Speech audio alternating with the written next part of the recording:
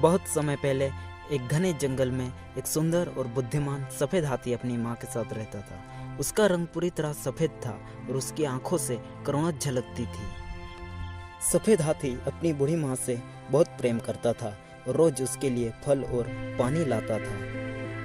एक दिन सफेद हाथी ने जंगल में एक भूखे प्यासे शिकारी को देखा और उसकी मदद की। शिकारी राजा के पास गया और उसे सफेद हाथी के बारे में बताया, जिससे राजा उसे पाने के लिए लालायित हो गया। राजा ने सैनिकों को आदेश दिया कि वे जंगल में जाकर सफेद हाथी को पकड़कर लाए। सैनिकों ने सफेद हाथी को धोखे से पकड़ लिया और उसे राजा के पास ले गए। राजा ने सफेद हाथी को अपने महल में रखा और उसे विशेष आहार और आराम दिया। सफेद हाथी अपनी माँ को याद कर रहा था और बहुत उदास था। राजा ने हाथी की उदासी का कारण पूछा तो उसने अपनी माँ के बारे में बताया। हाथी की बातों से राजा का हृदय परिवर्तन हुआ और उसने उसे आजाद करने का फैसला किया।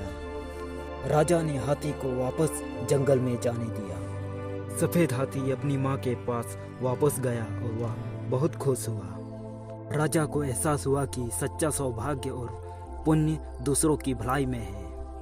सफेद हाथी और उसकी माँ फिर से खुशी खुशी जंगल में रहने लगे।